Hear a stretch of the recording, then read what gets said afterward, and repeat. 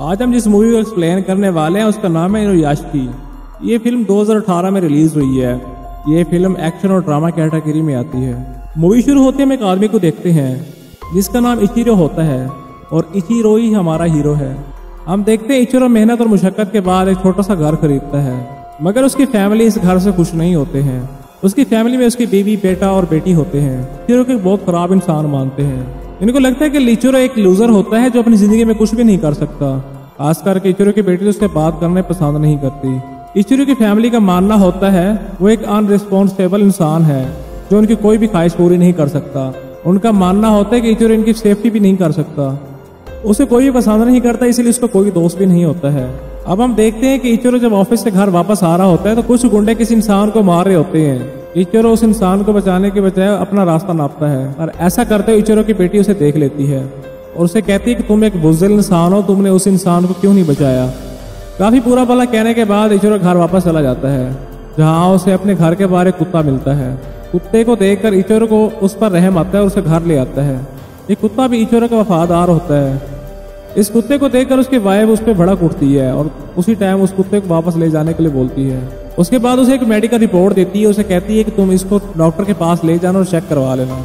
अब इचिरो इस रिपोर्ट को डॉक्टर को दिखाता है तो उसे पता चलता है कि उसे कैंसर है। वो अब उस दुनिया में कुछ महीनों का मेहमान होता है। अपनी बीमारी को बताने के लिए इचिरो अपनी वाइफ को कॉल करता है, पर वो उसकी कॉल इग्नोर कर देती है। इसके बाद वो इचिरो अपनी बेटी को कॉल करता है, लेकिन वो भी उसकी कॉल नहीं उठाती। अब इचिरो घर आता है और डिनर के टाइम अपने खानदान वालों को अपनी बीमारी के बारे में बताता है, लेकिन उसकी बात को इग्नोर कर देते हैं।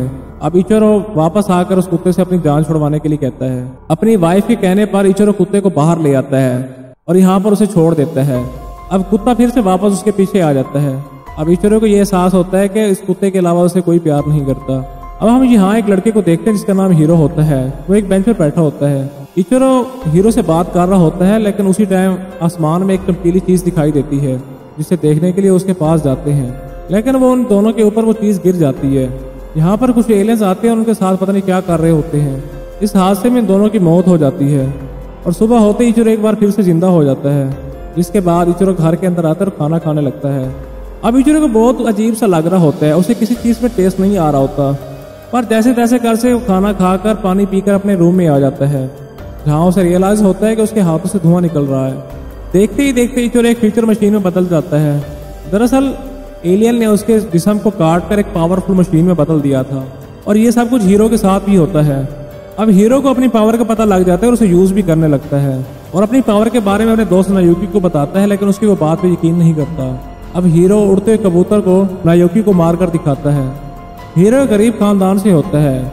उसकी फैमिली में उसकी माँ और बहू होते हैं। उसका अमीर बाप उसकी माँ को छोड़कर चला गया था।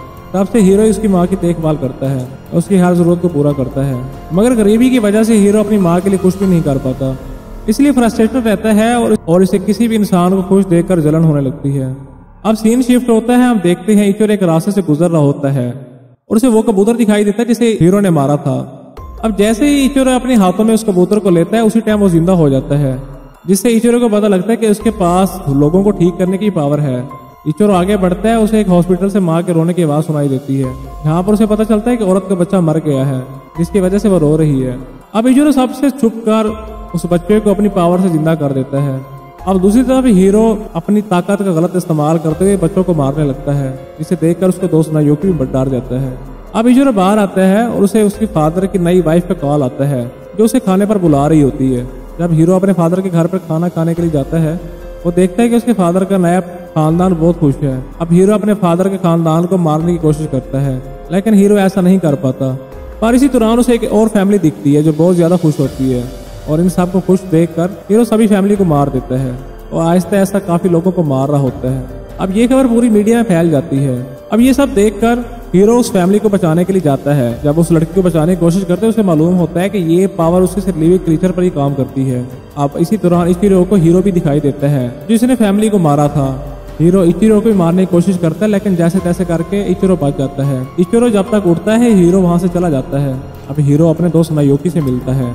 नायोकी से कहता है कि मुझे पता है कि कल रात के मर्डर तुमने ही किए हैं, अब तुम एक किलर बन चुके हो। इतना कहकर नायोकी हीरो से दोस्ती तोड़ देता है। नायोकी से दोस्ती टूटने के बाद हीरो बहुत ज्यादा फ्रस्ट्रेटेड हो जाता है। दूसरी तरफ इचिरो को भी उसकी कंपनी से निकाल दिया जाता है और वो घर चला आता है। जहाँ उसे पता चलता है कि उसका बेटा पुलिस के डर से स्कूल जाना बंद कर चुका है। अब उसकी बेटी भी कॉलेज नहीं जाना चाहती क्योंकि पेंटिंग का काम करना चाहती है। अब उसे यही पता चलता है कि उसकी वाइफ उसे जान छुड़ाना चाहती है। इतनी ज्यादा बातें सुनने के बाद इचिरो परेशान होकर रोने लगता है। अब तभी उसे नायोकी की आवाज सुनाई देती है जो रो रहा होता है। अब वो नायोकी से उसके दोस्त के बारे में पूछता है। नायोकी हीरो के बारे में सब कुछ बताता है। वो कहता है कि गलत राह पे चल दिया है।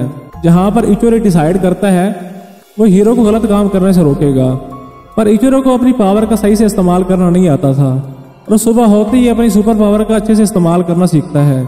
जहां वो केन को अपने हाथों से छुए बगैर ही दूर फेंकने की कोशिश करता है। अब इचिरो को पता चलता है वो किसी भी लिक्विड को नहीं पी सकता क्योंकि उसका पूरा जिस्म मशीन होता है। अब हम अगले सीन में देखते हैं हीरो अपनी माँ के साथ कहीं जा रहा होता है और यहाँ पर पुलिस वाले आके उसका रास्ता रोकते हैं। अब दरअसल पुलिस को पता लग गया था कि वो हीरो ही है जिसने लोगों को मारा है, इसलिए पुलिस उसे गिरफ्तार करने की कोशिश करती है। अब पुलिस वालों को मारकर यहाँ से भाग जाता है।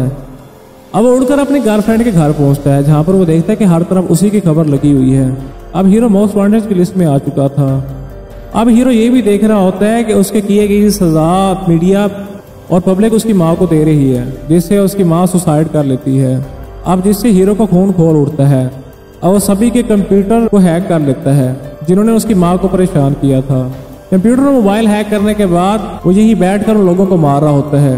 अब उसकी गर्लफ्रेंड को मालूम हो जाता है कि इन सब के पीछे हीरो का हाथ है, क्योंकि उसे मालूम होता है कि ये सब वो अपनी माँ का बदला लेने के लिए कर रहा है और उसे यकीन था कि हीरो आहिस्ता आहिस्ता ठीक हो जाएगा। इधर हीरो अपनी गर्लफ्रेंड से वादा करता है कि आज के बाद वो कोई मर्डर नहीं करेगा। अब यहाँ पर पुलिस आ जाती है और बिना देखे उस पर गोलियां चलाने लगती है। हीरो तो इन गोलियों से बच जाता है लेकिन उसकी मासूम गर्लफ्रेंड यहाँ पर मर जाती है। अब हीरो और भी ज्यादा गुस्सा हो जाता है और वो सभी पुलिस वालों को मार देता है, लेकिन फिर भी उसका गुस्सा कम नहीं होता। अब वो पूरे शहर के कंप्यूटर को हैक करके लोगों को मारने लगता है, जिसकी वजह से पूरे शहर में भगदड़ बढ़ जाती है और हर कोई अपनी जान बचाने के लिए इधर उधर भागता रहता है। अब हीरो अपने स्कूल के स्टूडेंट के मोबाइल हैक करता है और उनको भी धमकी देता है, लेकिन इसको इग्नोर करते हुए उसका मजाक उड़ाने लगते हैं। पर हीरो इन सब से नाराज होकर उन सभी को मार देता है। अब इचिरो इधर बहुत ज्यादा परेशान होता है क्योंकि हीरो ने पूरे शहर को खत्म कर दिया था। अब इचिरो अपनी ताकत से उन सभी कंप्यूटर को हैक कर लेता है जिसे हीरो ने हैक किया था, जिसके बाद नायोकी बताता है कि कोई भी अपना कंप्यूटर और मोबाइल इस्तेमाल ना करे वरना वो अपनी जान से हाथ धो बैठेगा। अब काफी सारे लोग मोबाइल और कंप्यूटर से जान छुड़वा लेते हैं।